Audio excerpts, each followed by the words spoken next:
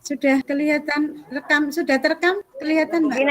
Tapi aku nih ternyata tiung-tiungin sih. Iya. Saya buka dulu. Assalamualaikum warahmatullahi wabarakatuh. Waalaikumsalam warahmatullahi wabarakatuh. Saya ucapkan terima kasih pada ibu-ibu semuanya yang sudah meluangkan waktu untuk mengikuti presentasi tentang budaya positif di sekolah kami. Sebelumnya, mari supaya kegiatan di hari ini itu lancar dan tidak ada halangan satu apapun, kita awali terlebih dahulu dengan berdoa. Monggo. Kita awali dengan membaca basmalah. Bismillahirrahmanirrahim. Bismillahirrahmanirrahim. Saya minta izin dulu ya Bu ya untuk share screen materi budaya positif di SMP kami.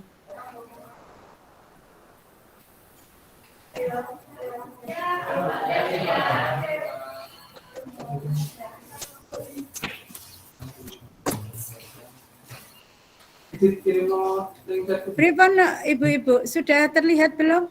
Belum Bu. Oh belum, ya belum. Saya ulang.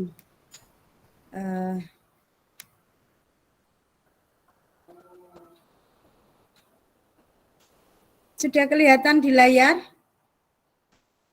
Belum. Belum. Sudah. Oh, nggih. Sudah. Ini saya langsung saja nggih. Untuk menyingkat waktu untuk kaitannya dengan budaya positif di SMP Negeri 3 Polanarjo.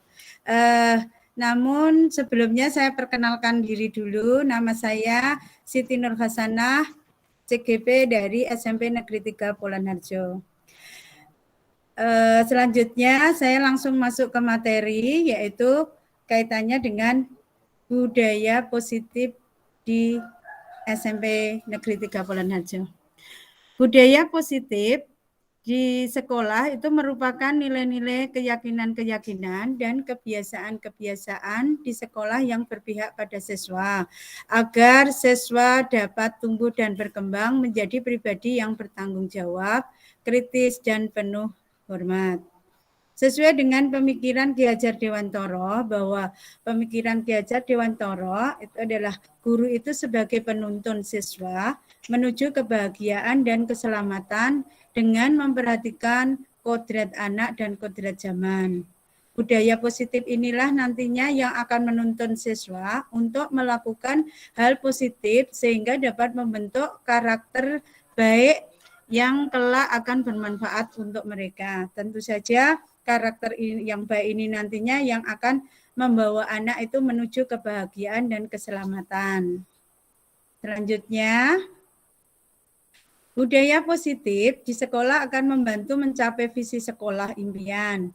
Untuk mewujudkan visi sekolah impian, kita harus pahami bahwa yang tampak dan dapat dilihat oleh kita dari budaya sekolah. Apa yang ada di sekitar kita seperti kegiatan belajar mengajar yang diterapkan, kemudian jam belajar, upacara sekolah, ekstrakurikuler, tata tertib sekolah, kebersihan sekolah, dan sebagainya yang dapat dilihat oleh kita. Nah, peran guru sebagai ujung tombak kualitas pendidikan di sekolah sangatlah penting. Artinya, budaya positif itu akan terbentuk di setiap sekolah, itu dapat dilihat dari beberapa hal, mulai dari KBM-nya, kemudian jam belajar, kemudian kegiatan-kegiatan yang ada di sekolah seperti ekstrakurikuler, tata tertib yang ada di sekolah, kemudian lingkungan yang ada di sekolah, ataupun apakah di sekolah tersebut dalam kondisi bersih, kondusif atau tidak. Kemudian di situ adalah peran guru, itu adalah yang menjadi ujung tombak kualitas pendidikan di sekolah. Kemudian saya lanjutkan. bahwa kita sebagai guru penggerak adalah pemimpin pembelajaran yang mendorong tumbuh kembangnya murid secara holistik, aktif, dan proaktif. Adalah dalam mengembangkan pendidik lainnya untuk mengimplementasikan pembelajaran yang berpusat kepada murid, serta menjadi teladan dan agen transformasi ekosistem pendidikan untuk mewujudkan profil pelajar Pancasila. Jadi pendidikan CGP ini atau PGP ini sangatlah penting, kita nanti akan dicetak, akan menjadi pendidik yang menjadi teladan dan agen transformasi ekosistem pendidikan, yang nantinya bahwa tujuan utama PGP nanti kita diharapkan bisa mencetak siswa ataupun pelajar-pelajar yang memiliki profil pelajar Pancasila. Profil pelajar Pancasila ini meliputi dari beriman, bertakwa kepada Tuhan Yang Maha Esa, dan berakhlak mulia. Kemudian berkebinekaan global, memiliki rasa ataupun sikap bergotong royong, kemudian kreatif, berinovatif, dan mandiri. Nah, ini dari keenam profil pelajar Pancasila diharapkan siswa yang kita didik nanti semuanya memiliki karakter ataupun profil seperti itu. Kemudian saya lanjutkan bahwa dalam rencana tindakan aksi nyata yang ada di SMP Negeri Polan Harjo itu memiliki latar belakang, yaitu budaya positif di sekolah itu merupakan nilai-nilai keyakinan-keyakinan dan kebiasaan-kebiasaan di sekolah yang berpihak pada siswa agar siswa itu dapat tumbuh dan berkembang menjadi pribadi yang bertanggung jawab, kritis, dan penuh hormat. Budaya positif menuntun siswa untuk melakukan hal yang positif sehingga dapat membentuk karakter yang baik yang kelak akan bermanfaat untuk mereka. Tentu saja menuju keselamatan dan kebahagiaan. Yang selama ini selama PJJ yaitu pembelajaran jarak jauh, keyakinan yang sudah disepakati sudah mulai tidak tampak. Bahkan ketika PTM ya, yaitu pembelajaran tatap muka terbatas, murid itu tidak memiliki keyakinan sama sekali. Nah, ini akan menjadi latar belakang kami untuk menumbuhkan kembali, yaitu keyakinan-keyakinan yang sudah lama terbentuk, yang sudah mulai kabur dan bahkan sudah tidak tampak kembali. Nah. Kemudian saya lanjutkan.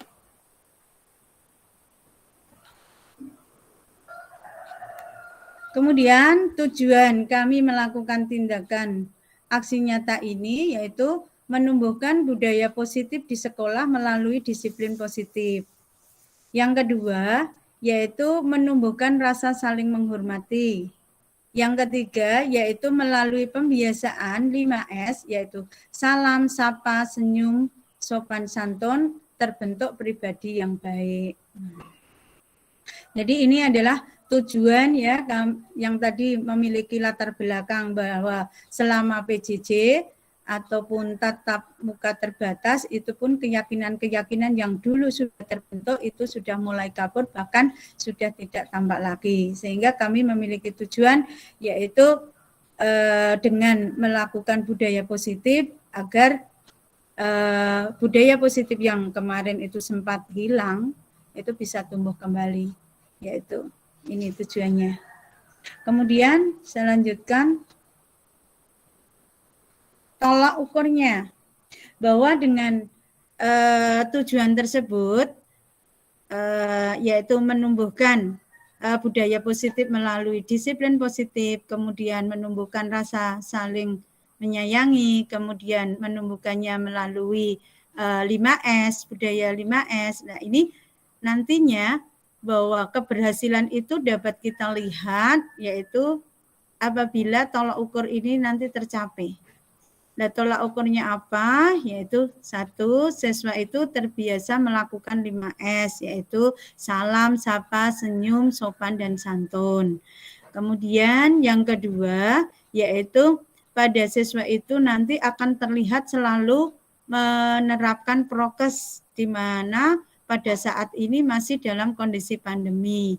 Nah, ini nanti penerapan prokes itu kaitannya dengan menumbuhkan rasa saling menghormati tadi, juga keselamatan. Selanjutnya, yaitu siswa peduli dengan kebersihan lingkungan. Nah, siswa bersikap religius. Nah, kemudian tolak ukur yang lainnya bahwa siswa bersikap gemar membaca. Yang terakhir yaitu siswa akan terlihat nasionalis. Bahwa tolak ukur ini kami akan capai, ya, standar ini nanti akan kami usahakan bisa tercapai. Semuanya bisa terlihat pada putra-putri kami. Kemudian saya lanjutkan, yaitu eliminasi tindakan yang akan kami lakukan. Yang pertama adalah berkonsultasi dengan kepala sekolah, karena kepala sekolah adalah selaku pemangku kebijakan, beliaulah yang bertanggung jawab semua kegiatan yang ada di sekolah. Jadi langkah pertama yang akan saya lakukan bahwa budaya positif yang akan kami lakukan harus sudah mendapat persetujuan dari kepala sekolah selaku pemangku kebijakan, juga selaku penanggung jawab semua kegiatan yang ada di sekolah. Kemudian yang kedua yaitu kami akan mensosialisasikan bahwa aksi nyata kami untuk budaya positif yang ada di sekolah itu kepada teman-teman sejawat, bahwa budaya positif yang akan kami terapkan di sekolah itu tidak akan berjalan apabila tidak mendapatkan dukungan dari teman sejawat atau warga sekolah kami. Yaitu langkah yang pertama adalah mensosialisasikan kepada teman sejawat, dan kami pun akan minta dukungannya supaya budaya positif yang aksi nyata budaya positif yang kami lakukan mendapatkan dukungan. Kemudian langkah atau tindakan yang berikutnya yaitu menyusun kesepakatan kelas bersama dengan murid. Nah, ini adalah sebagai tugas guru mata pelajaran, ini juga harus berkolaborasi dengan wali kelas untuk membuat kesepakatan-kesepakatan yang ada di kelas. Nah, itu bersama murid, sehingga nantinya siswa-siswa itu paham betul akan keyakinan-keyakinan yang sudah disepakati, sehingga anak akan bertindak berada pada koridor yang sudah diyakini. Kemudian yang tindakan yang kami lakukan selanjutnya yaitu kami akan selalu melakukan refleksi tindakan ataupun mengevaluasi tindakan yang telah kami lakukan dalam rangka mewujudkan budaya positif. Jadi untuk melakukan refleksi ini bahwa budaya positif yang kami terapkan itu selalu kita evaluasi kekurangan-kekurangan yang manakah yang harus kita tutupi atau kita siasati sehingga budaya positif itu bisa berjalan di sekolah. Kemudian yang terakhir kami selalu akan mendokumentasikan kegiatan, yaitu setiap kegiatan itu nanti insya Allah akan kami dokumentasikan. Ini sebagai bukti bahwa budaya positif di SMP Negeri 3 Bolan Harjo itu telah dilaksanakan dan bisa berhasil dengan baik.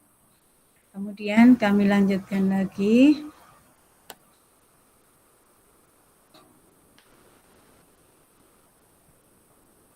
Nah, untuk tindakan aksi nyata penerapan budaya positif yang ada di sekolah kami akan meminta dukungan atau dukungan yang kami butuhkan itu tentu saja yang ada di sekolah kami. Yang pertama adalah kepala sekolah, kemudian teman sejawat, orang tua, sarana dan prasarana.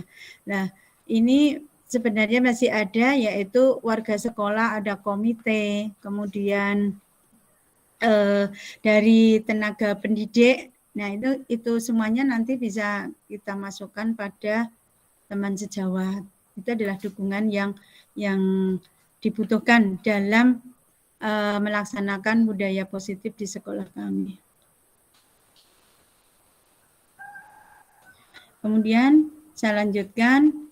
Lah, budaya positif apa? Melalui disiplin positif apa sehingga budaya positif itu bisa berjalan di sekolah kami.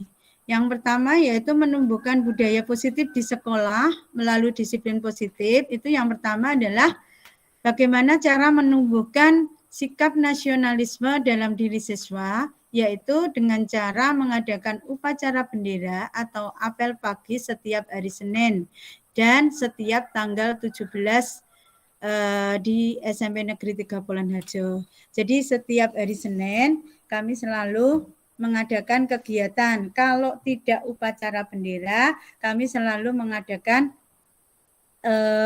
apel pagi. Nah, ini adalah gambar atau foto yang kami ambil kemarin bahwa anak-anak melakukan apel pagi, yaitu pada saat tatap muka terbatas. Nah, ini setiap hari Senin.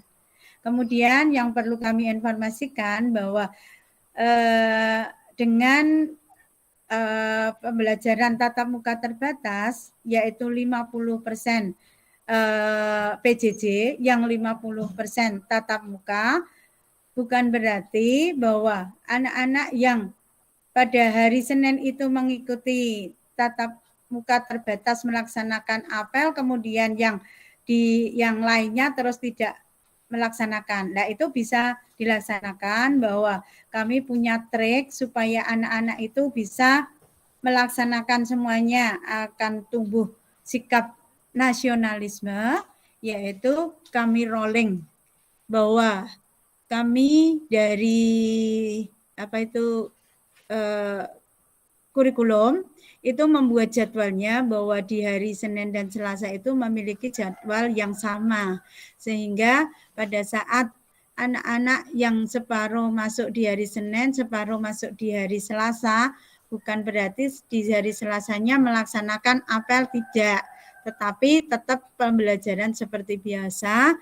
Kemudian setelah berlangsung selama 1 minggu, maka jadwalnya kami rolling, yaitu kami balik. Yang minggu kemarin masuk di hari Senin, berarti minggu yang akan datang masuknya di hari Selasa. Yang kemarin masuk di hari Selasa, berarti minggu depannya masuk hari Senin. Sehingga semua anak atau siswa itu pernah melakukan setiap hari Senin apel pagi ataupun upacara bendera. Ini adalah cara untuk menumbuhkan sikap nasionalisme.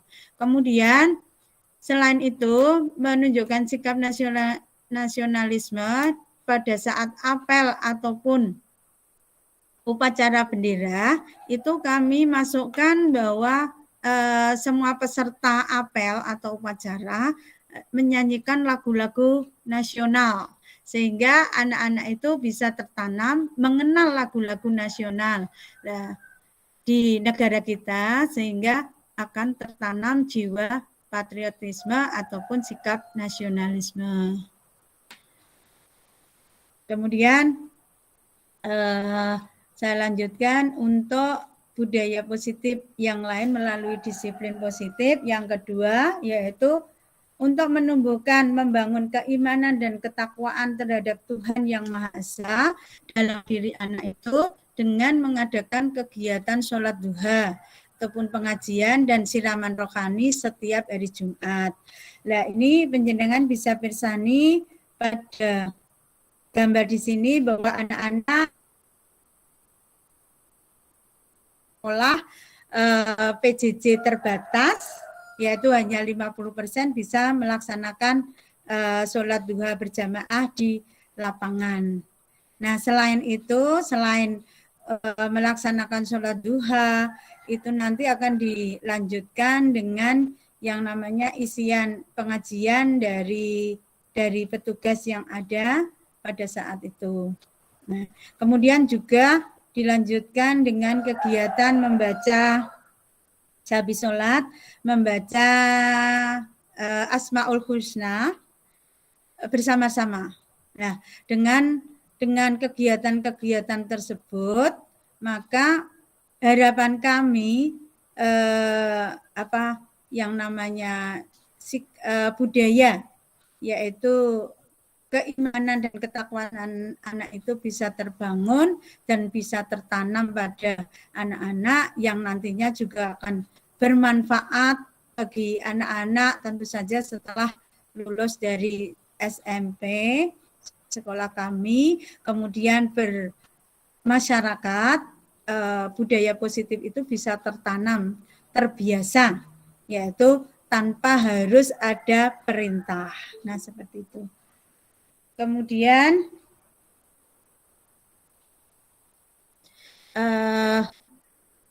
selain itu nanti di kegiatan harian, yaitu di kegiatan harian itu ini kan setiap hari Jumat. Kemudian di setiap hari itu ada anak-anak yang memiliki kegiatan melaksanakan sholat berjamaah, tetapi itu hanya terbatas untuk satu tingkat kelas. Misalnya kelas 7. Hari itu kelas 7 saja. Hari berikutnya yaitu kelas 8. Hari berikutnya kelas 9. Sehingga setiap hari kegiatan sholat duha berjamaah itu bisa terlaksana. Untuk kegiatan sholat duha berjamaah, untuk yang harian itu sudah nginclude kegiatan yang tadarus. Jadi sehabis sholat duha, kemudian membaca Asmaul Husna, dilanjutkan dengan tadarus. Nah,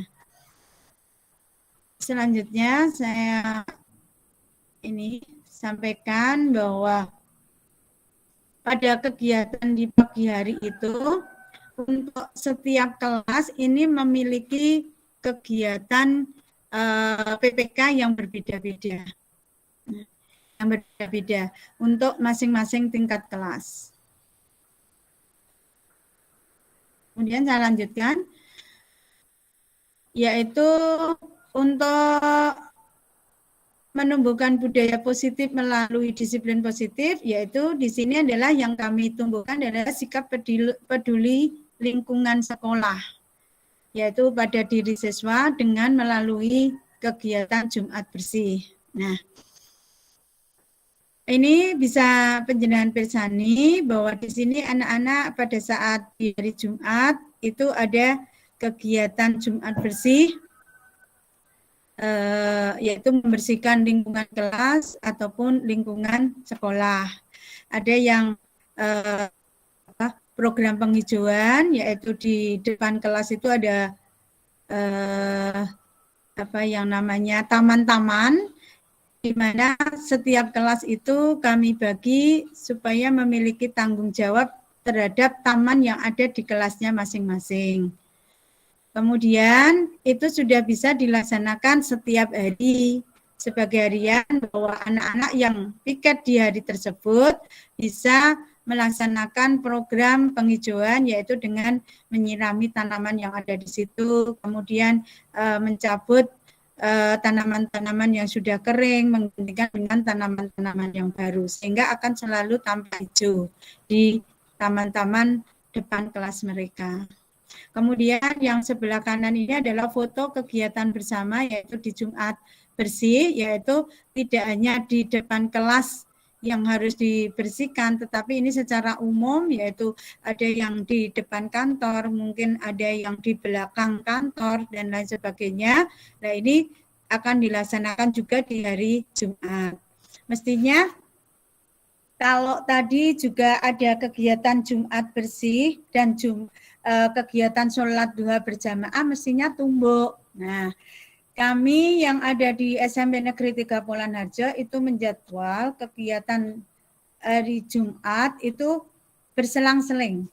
Yaitu misalnya di hari Jumat pertama itu adalah kegiatannya sholat duha berjamaah. Berarti tidak melaksanakan kegiatan Jumat bersih.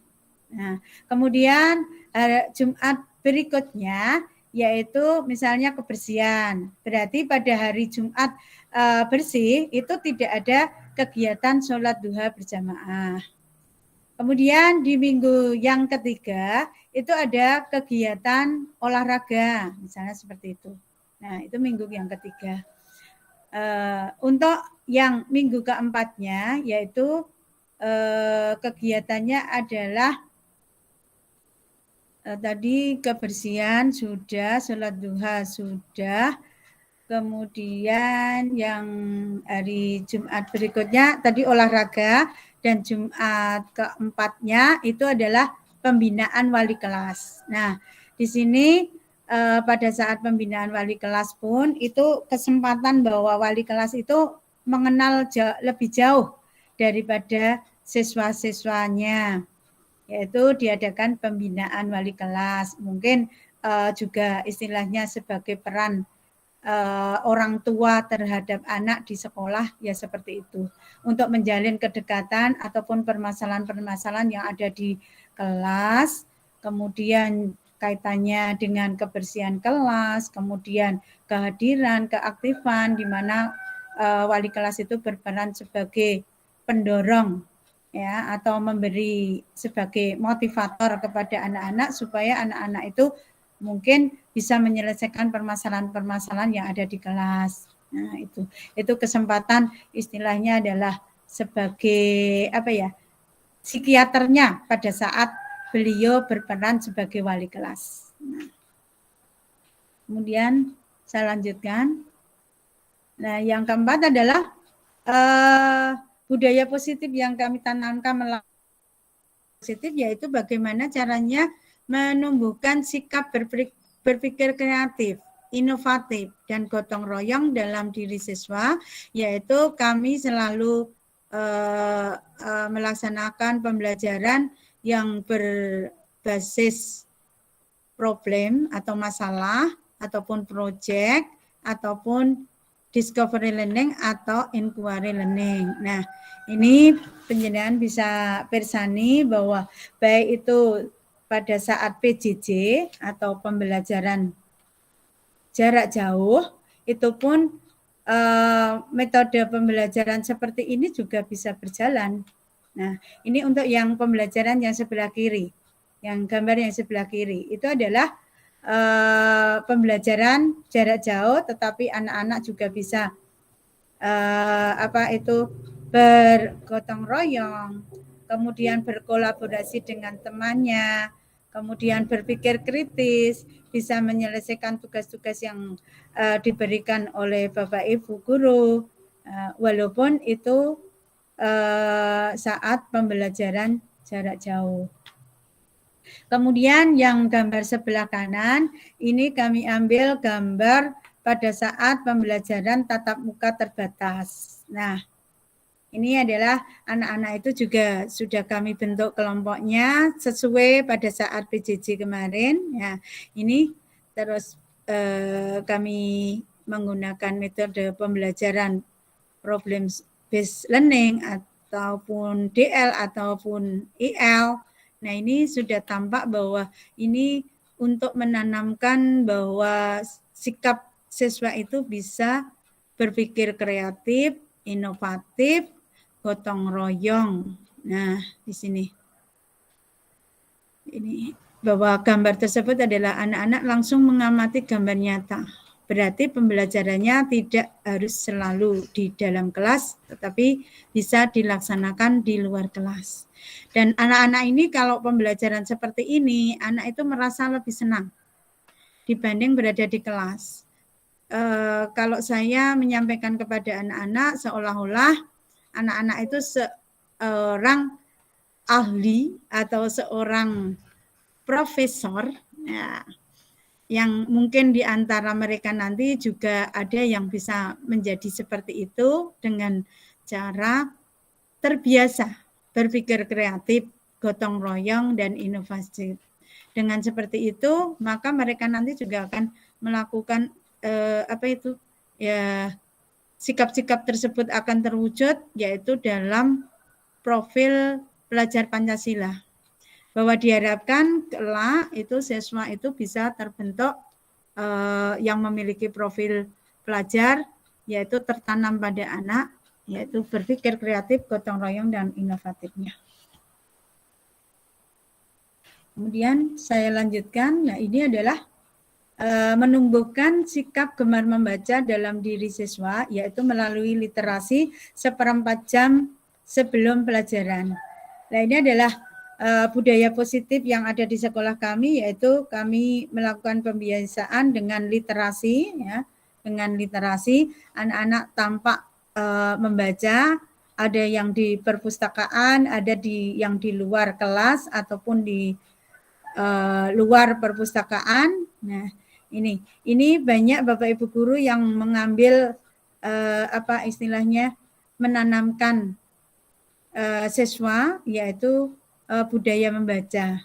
Nah, bukan anak-anak memang membaca. Kebanyakan di gadget itu adalah membacanya bukan ilmu pengetahuan, tapi biasanya adalah hanya chatting dengan teman-temannya saja, sehingga itu hanya obrolan-obrolan yang mungkin tidak banyak kaitannya dengan mata pelajaran.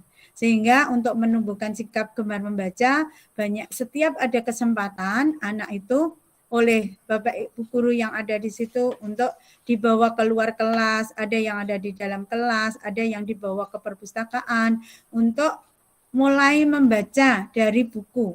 Nah, atau ilmu-ilmu akan didapat dari apa yang mereka baca di buku. Nah, walaupun tidak 100% bahwa menggunakan chatting itu tidak mengarah ke pembelajaran, itu pun juga bisa dimanfaatkan. Misalnya di WA Group itu kita bisa berdiskusi hal-hal yang kaitannya dengan pembelajaran. Berarti itu tidak hanya sekedar chatting omong kosong, tetapi juga bisa menunjang dari pembelajaran. Kemudian saya lanjutkan. Nih. Budaya positif yaitu untuk menumbuhkan sikap saling menghormati dalam diri siswa, yaitu melalui kegiatan-kegiatan yaitu selalu prokes. Selain ini saling menghormati, juga untuk keselamatan bersama, yaitu selalu menggunakan protokol kesehatan, memakai masker, cuci tangan, jaga jarak, mungkin ada pakai hand sanitizer untuk pengganti cuci tangan menggunakan air, kemudian membuang sampah di tempatnya. Nah, ini adalah budaya positif kami tanamkan pada anak-anak, yaitu selalu melaksanakan atau mematuhi prokes. Kemudian ini dengan tujuan kalau menghormati orang lain, kalau semuanya itu dalam kondisi bersih, berarti orang lain pun juga tidak akan tertular misalnya suatu penyakit yang dimiliki. Nah, ini juga sebagai bentuk kita itu menghormati orang lain. Kemudian membuang sampah. Tidak setiap orang itu nyaman melihat sampah berserakan itu. Tidak semua orang. Sehingga kami tanamkan kepada anak-anak supaya kondisi kelas itu dalam kondisi bersih, lingkungan dalam kondisi bersih, maka anak-anak itu harus peduli terhadap sampah. Bagaimana bentuk pedulinya? Yaitu dengan cara membuang sampah di tempatnya. Nah, dan itu pun anak-anak juga harus juga tertanam saling mengingatkan kepada teman-temannya, ya, kepada teman-temannya untuk juga ikut peduli untuk mensukseskan program tersebut. Karena apa? Karena kalau semuanya dalam kondisi sudah tertanam peduli terhadap lingkungan, maka semua warga yang ada di sekolah itu akan menikmatinya, yaitu semuanya akan terhindar atau dalam kondisi selamat, terhindar dari berbagai penyakit yang dimungkinkan. Nah, seperti itu. Kemudian yang terakhir yaitu menumbuhkan sikap saling menghormati dalam diri siswa melalui 5S, yaitu salam, sapa, senyum, sopan, dan santun.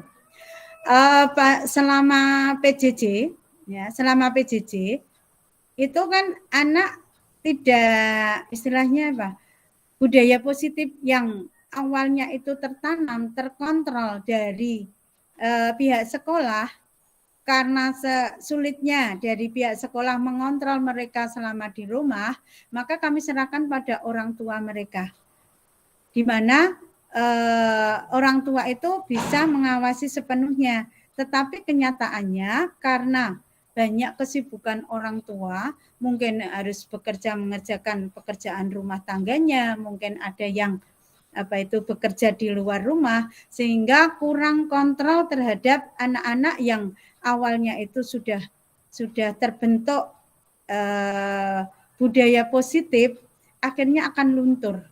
Nah, akan luntur seperti itu.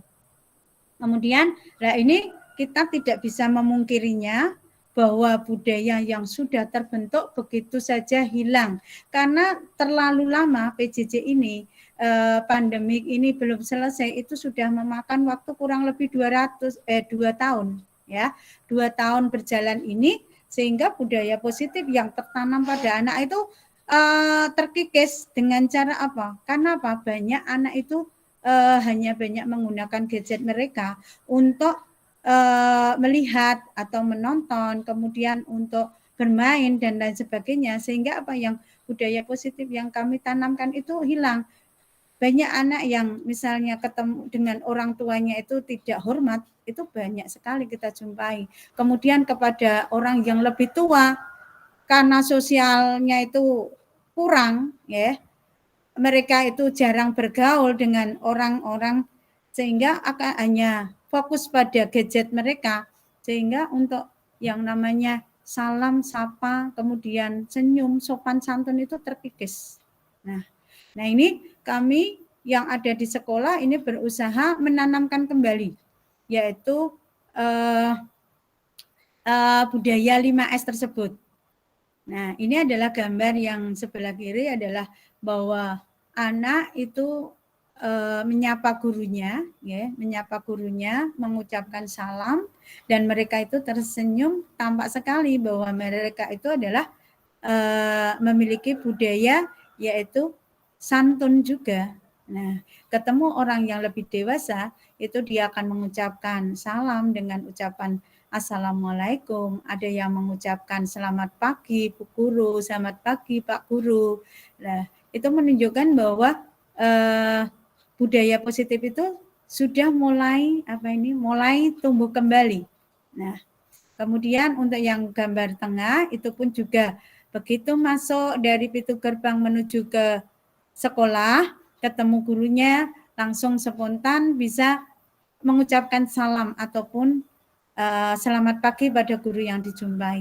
Nah, ini yang kemarin sempat hilang, mungkin di rumah dengan orang tua ataupun tetangga yang lebih tua, mereka itu hanya cuek saja, nggak mau tahu, ketemu yogurt beras gabrus, bahkan ucapan-ucapan mereka itu pun juga tidak menghargai pada orang yang lebih tua. Nah, ini adalah kami akan menumbuhkan kembali sikap yang seperti itu.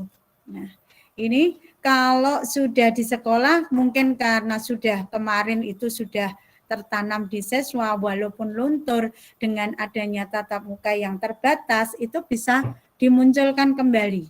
Sehingga ini akan menjadi harapan kami, anak-anak itu memiliki sifat atau sikap karakter yang baik, yaitu bisa mengucapkan salam begitu ketemu orang, kemudian menyapanya dengan senyum, kemudian bertutur kata dengan sopan dan santun. Alangkah indahnya sekolah tersebut kalau semua siswa yang ada di situ ataupun warga yang ada di situ, kita itu saling melaksanakan 5S tersebut. Antar guru mestinya kalau ketemu kita berikan salam juga dengan menyapanya, dengan tersenyum. Kalau dengan ketemu teman itu sudah mengucapkan salam, sapa, kemudian tersenyum, maka orang yang ada di sekitar itu akan merasakan damai. Akan merasakan tentramnya. Nah, itu akan terlihat sangat indah sekali. Ini kalau kita terapkan di setiap tempat, alangkah bagusnya setiap orang itu bisa saling menghormati, kemudian saling menghargai, maka kita akan mengucap kata yang tidak sopan terhadap orang lain itu rasanya juga sudah menjadi beban. Itu. Saya kira ini yang dapat kami sampaikan terlebih dahulu presentasi kami. Setelah ini kami mohon masukan dari teman-teman ataupun pertanyaan ataupun kritikan yang mungkin itu tidak bisa seharusnya dilaksanakan, itu pun mungkin harus dihapus. Ini mohon masukan dari teman-teman semuanya. Saya ucapkan terima kasih. Monggo. Mungkin dari teman-teman ada yang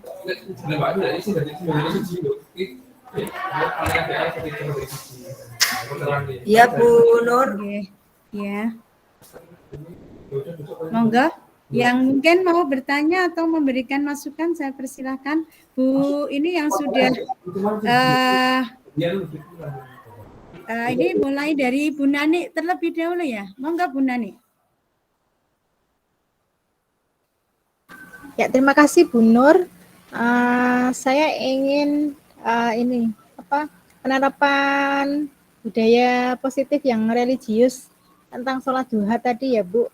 Nah, itu bagaimana jadwalnya atau bagaimana penerapannya di sekolah penjenengan tadi supaya tidak mengganggu KBM, kemudian waktunya bagaimana, kemudian pengaturannya bagaimana untuk siswa-siswanya, mulai dari wudhu, kemudian selesai sholat, dan lain sebagainya. Apakah ada aturan-aturannya untuk menjaga prokesnya itu?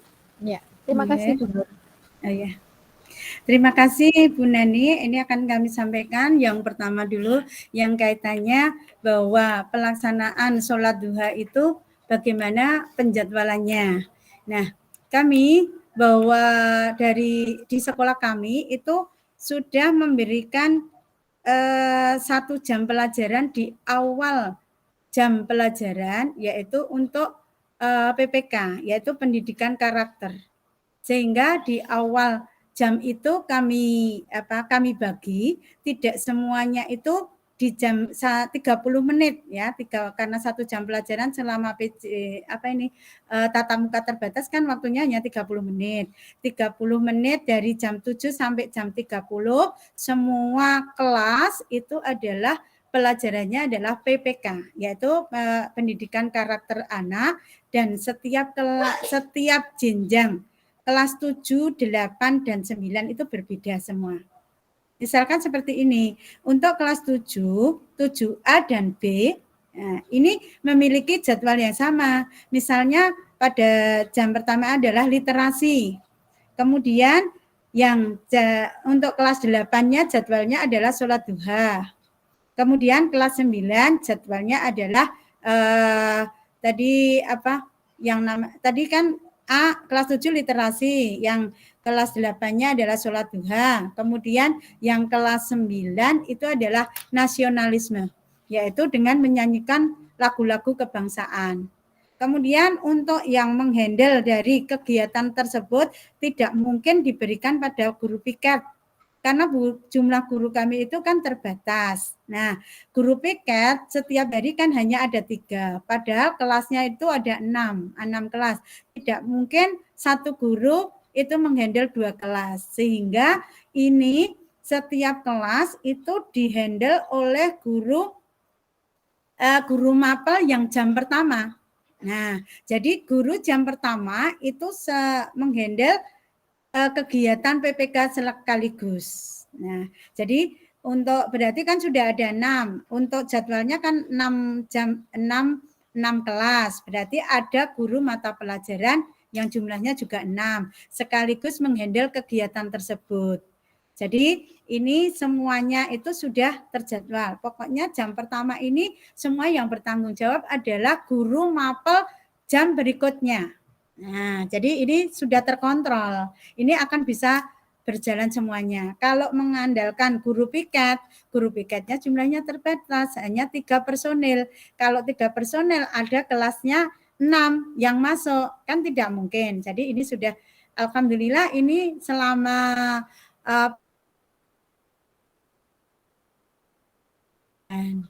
kemudian tekniknya untuk menghindari dari apa tadi yang berkerumun atau berjubel, bagaimana itu untuk kegiatan misalnya mengambil wudhu. Nah, kami sudah punya teknik yaitu untuk anak-anak yang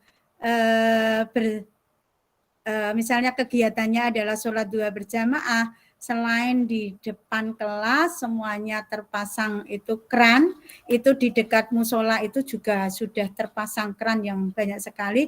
Kami selalu menghimbau anak-anak yang punya jadwal di pagi hari itu untuk sholat duha, untuk gantung wudhu atau berwudhu dari rumah, sehingga nanti akan menghindari kerumunan. Seperti itu, Bu Nani. Mungkin ya, terima kasih Bu Nur. Ya, sama-sama. Mungkin bisa dilanjutkan oleh siapa ini? Bu Yayu. Enggak? Iya, Bu. Menarik sekali presentasi dari Bu Nur. Saya sangat salut nih, sangat tertarik dengan kegiatan religius di SMP Polan ya, SMP Polan Harjo 3 nggak sih ya? Iya, SMP 3 Polan Harjo. Polan Harjo yang mana SMP 3 Polan Harjo adalah basicnya sekolah negeri. Siswa-siswa dan guru-gurunya tidak 100% muslim ya, pasti ada yang non muslim begitu, tapi luar biasa bisa menanamkan pembiasaan sikap religius yang sebaik itu. Beda dengan sekolah saya, kalau sekolah saya itu kan basicnya Islami, jadi nggak masalah mau membuat program yang bersifat religius sebanyak mungkin nggak masalah.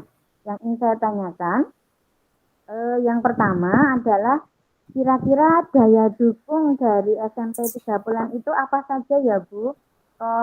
Kegiatan religiusnya bisa semenarik itu gitu. Saya benar-benar salut ketika ada sekolah negeri yang mampu dan mau untuk melaksanakan kegiatan seperti sholat duha berjamaah gitu ya. Kalau sholat itu sudah banyak dilakukan oleh sekolah yang lain, tapi kalau sholat duha terus itu tadi Asmaul Husna, tadarus itu masih jarang. Yang pertama daya dukungnya apa saja begitu. Yang kedua yang dimunculkan tadi baru siswa-siswa yang muslim gitu. Bagaimana dengan kegiatan untuk siswa yang non muslimnya begitu. Ketika yang muslim sholat duha, lalu siswa yang non muslim pada saat itu kegiatannya apa gitu. Seperti itu Bu. Terima kasih pertanyaan dari Bu Yayu kaitannya dengan daya dukung yang ada di sekolah kami untuk bisa melaksanakan religius, yaitu melalui kegiatan sholat duha. Kalau itu memang di sekolah negeri itu memang wow gitu ya Bu ya. Karena apa? Di sekolah negeri itu umumnya adalah heterogen. Penganut agamanya itu tidak hanya muslim saja tetapi yang non muslim. Terus bagaimana untuk menyikapinya untuk siswa-siswa yang non muslim. Gitu ya Bu Yayu. Kemudian itu yang daya dukung yang pertama adalah kita di SMP Negeri 3 Polan Harjo, kita di latar belakangi bahwa siswa-siswa kami yang masuk di sekolah kami itu adalah siswa-siswa yang kalau berdasarkan prestasi akademik itu jauh tertinggal dari SMP Negeri 1. Katakanlah yang paling dekat adalah SMP Negeri 1 Polan Harjo. Kami itu dapat siswanya itu sisa-sisanya gitu loh Bu. Sisa-sisanya dari siswa-siswa yang berprestasi karena mereka daftarnya melalui zonasi PPDB lewat zonasi, bahwa kami itu memiliki zonasi yang sama dengan di SMP 1 Polan Harjo Bu. Sehingga ini terjadi bahwa contohnya sekolah kami itu di Desa Ngaran. Letak di Desa Ngaran itu jaraknya dengan SMP 1 Polanharjo itu hanya 800 meter, Bu. Otomatis karena di SMP 1 itu adalah sekolah lama yang lama berdiri dibanding di sekolah kami, dan image dari orang tua kami bahwa SMP 1 itu mesti jauh lebih baik dari SMP 3 Polanharjo. Karena apa? Itu sekolah yang sudah lama, sehingga anak-anak yang berprestasi ataupun yang berada di Yonasi itu mesti milihnya adalah sekolah yang lama terlebih dahulu. Nah, sehingga anak-anak yang berprestasi itu semuanya masuk ke SMP 1 Polan. Nah, berarti SMP 3 Polan itu tidak ada satupun yang berasal dari desa kami sendiri, Bu. Karena apa? Mereka itu sudah image-nya itu sudah percaya penuh bahwa mutu SMP 1 Polanharjo itu jauh lebih besar dari SMP 3 Polan. Sehingga kami dapatnya murid ya saonone, sak turai. Kemudian dari jalur yang mendaftar di SMP 1 melalui jalur prestasi, itu ya yang gelundung ke tempat kami itu hanya 1-2 saja. 1-2 saja. Sehingga kami memiliki siswa yang berlatar belakang dari akademik, bukannya menghina. Ini memang kenyataan di mana katakanlah siswa-siswa niki mung turahani, sehingga untuk prestasi akademiknya adalah hanya sedikit sekali. Sehingga dengan latar belakang seperti itu, kami harus merubah bahwa pendidikan yang ada di sekolah kami harus berbeda dengan sekolah yang lain, yaitu kita akan merubah karakter anak yang ini nanti akan menonjol bahwa SMP 3 Polanharjo itu memiliki siswa-siswa yang berkarakter lebih baik. Kalau dari sisi akademis, saya yakin itu kalau kami kejar sekuat apapun, kami pun pasti tidak akan mampu untuk mengejar prestasi akademik. Tetapi dari prestasi non-akademik, itu pun kami juga harus berusaha sangat kuat, sangat istilahnya sekuat tenaga untuk menunjukkan prestasi kami di non-akademik. Kemudian kami pun juga sudah sepakat bahwa kita harus merubah karakter anak-anak yang kemarin itu belum terbentuk, kita harus tonjolkan. Dengan melakukan kegiatan apa? Yaitu salah satunya yang kaitannya dengan harus keimanan. Nah, keimanan pada anak-anak, yaitu melalui pembiasaan yang berbasis ketuhanan yang Maha Esa. Itu, yaitu kalau sudah seperti ini mungkin tidak bisa dilakukan untuk sekolah yang lain. Seperti SMP 1 Polanharjo itu akan memprogramkan untuk sholat duha berjamaah itu susah banget, bahkan hampir tidak ada. Nah, mungkin di SMP tersebut bisa melaksanakan di lain hari, tidak seperti sekolah kami setiap hari itu ada kegiatan seperti itu, tapi kalau di SMP 1 Polan itu di minggunya, di akad paginya bisa diadakan kegiatan kerohanian, yaitu atau roisnya itu dengan diadakan kegiatan akad pagi, yaitu pengajian akad pagi, dan itu pun saya kira juga tidak begitu menonjol, sehingga kami itu sudah punya komitmen, dukungan, daya dukung yang ada di sekolah kami itu mulai dari guru-gurunya, kemudian PTK-nya, ataupun warga yang ada di sekolah kami harus meneladani, yaitu gurune ya ora gur nyawang tok, juga harus ikut, yaitu ikut kegiatan tersebut. Kalau siswanya sholat duha, gurunya itu juga harus mengikuti kegiatan tersebut. Kemudian diadakan membaca Asmaul Husna, gurunya juga ikut. Nah, seperti itu. Kemudian kalau dengan daya dukung yang seperti itu kami lakukan terus-menerus, ya insya Allah nanti harapan kami, siswa kami yang religius itu nanti juga akan terbentuk, kan gitu. Kemudian bagaimana menyikapi dari siswa-siswa yang non-muslim. Nah, kami juga memberikan ruang untuk mereka untuk menumbuhkan keimanan mereka. Kami sediakan tempatnya, kami fasilitasi gurunya. Nah, seperti itu. Kemudian anak-anak nanti kami tempatkan Jadi pada saat kita melakukan sholat duha, anak-anak yang non-muslim itu juga bisa melakukan kegiatan yang sama tapi dengan nama yang berbeda, yaitu mungkin itu kami bersama dengan gurunya, diisi kegiatan apa juga meningkatkan keimanan mereka.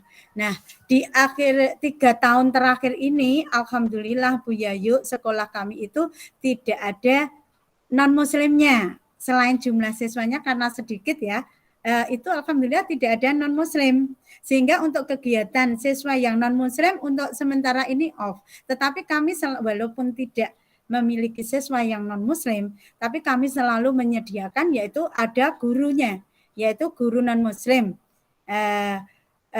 Walaupun itu bukan definitif, bukan ASN.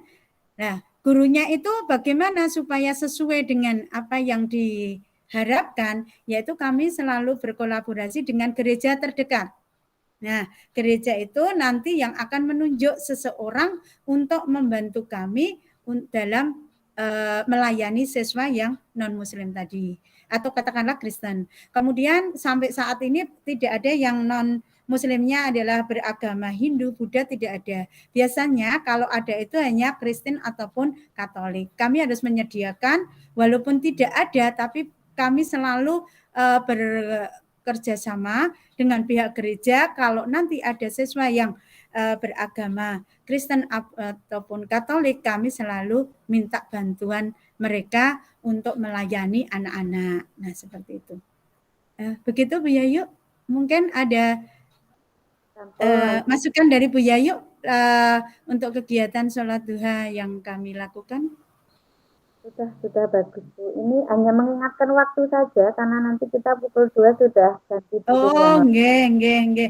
Berarti ini saya lanjutkan dulu sama ini ya, Bu Pur Namawati. Ini masih ada waktu, kurang lebih 8 menitan. Ya. Monggo Bu Pur.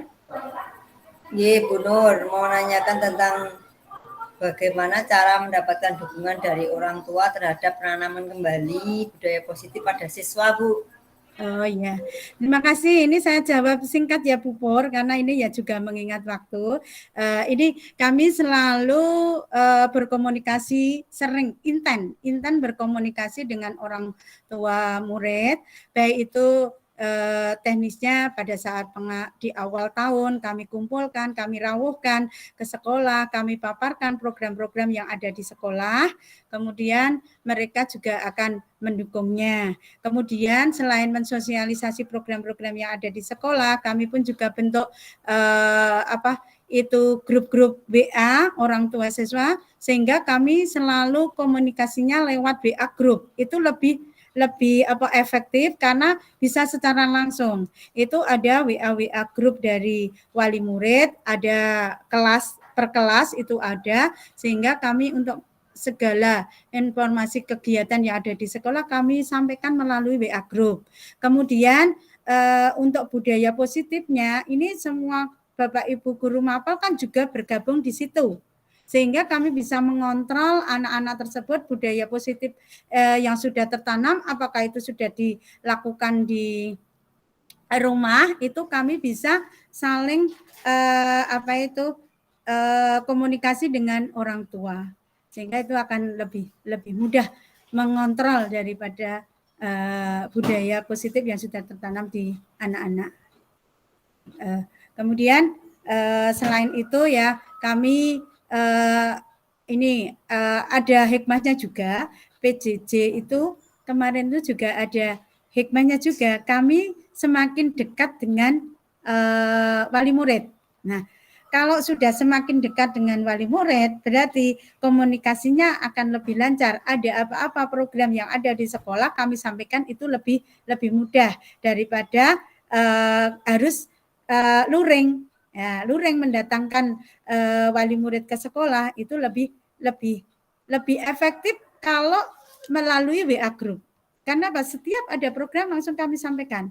Nah, itu akan terrespon oleh wali murid. Nah, itu cara kami untuk menanamkan budaya positif pada anak dengan dukungan orang tua. Kemudian orang tua itu juga selalu mensupport bahwa kegiatan yang ada di sekolah itu sudah bagus. Contohnya tadi yang anak biasanya ratau sholat, paling tidak terus juga ikut sholat kan gitu. Jadi paling tidak sholat duha di sekolahan.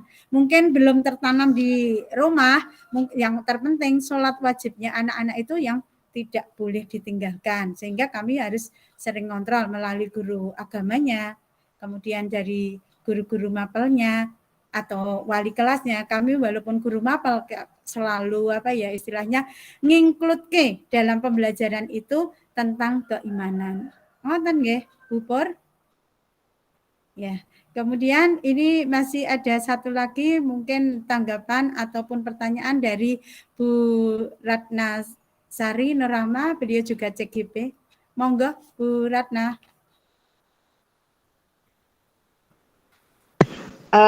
Saya mengapresiasi presentasi Ibu pada siang hari ini sungguh sangat luar biasa nggih. Pembiasaan-pembiasaan yang sudah dilakukan di sekolah panjenengan, insya Allah kalau itu bisa terlaksana dengan baik akan terbentuk budaya positif yang sekolah panjenengan. Mungkin untuk saya menambahkan aja Bu Nur, jadi untuk kegiatan literasi memang sekarang ini menurut saya itu menjadi kendala buat kita. Jadi anak untuk semangat membaca itu saya menilai itu sangat kurang sekali nggih. Mungkin contoh dari kita pun, keteladanan dari kita pun juga kurang. Mungkin dengan memanfaatkan fasilitas atau sarana prasarana yang ada di sekolah panjenengan, misalkan perpustakaan nggih Bu Nur. Jadi kalau melihat mungkin kasus di semua sekolah sama, mungkin minat anak untuk berkunjung ke perpustakaan itu mulai berkurang. Jadi mungkin dengan kegiatan literasi ini bisa mengembalikan minat anak membaca, mungkin bisa dibawa ke perpustakaan. Jadi anak-anak itu tidak hanya untuk membaca buku mata pelajaran, jadi dia bisa menambahkan wawasan yang lain lewat buku-buku yang ada di perpustakaan. Dan kalau kejadian di sekolah saya memang kalau saya melihat itu, saya tanya ke anak-anak itu memang bank buku dari anak itu sendiri sangat minim. Jadi mungkin Bu Nur bisa memanfaatkan perpustakaan yang ada di sekolah Bu Nur. Mbak Menawi ngaten Bu Nur, masukan dari saya. Terima kasih. Oh ya, terima kasih masukannya Bu Ratna. Ini terus saya timbul ide lagi, yaitu kalau itu ya budaya membaca atau literasi itu tidak membaca buku materi pelajaran, bisa ditambahkan dengan buku-buku yang lain. Baru saja saya teringat idenya gini, oh berarti kita kumpulkan buku-buku mungkin yang ada yang dimiliki oleh Bapak Ibu guru semua, buku bacaan apapun kita baca, yang terpenting itu bisa bagus untuk anak. Nanti kita kumpulkan terus kita berikan di kelas-kelas sehingga nanti anak bisa membaca di situ bergiliran,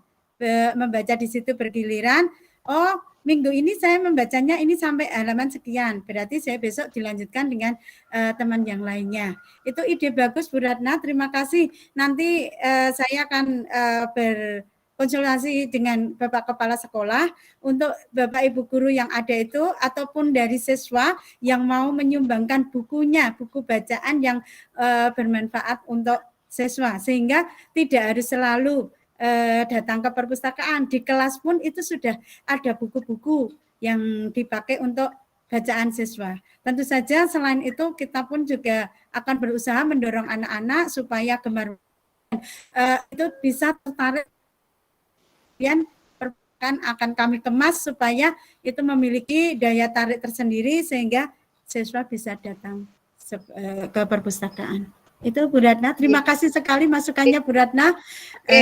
Ini ibu-ibu, karena ini juga waktunya juga sudah melonjak, sudah melonjak. Maka untuk presentasi hari ini saya cukupi sekian. Kurang lebihnya kami mohon maaf yang sebesar-besarnya. Marilah untuk presentasi hari ini kita akhiri dengan membaca hamdalah. Alhamdulillah. Alhamdulillah.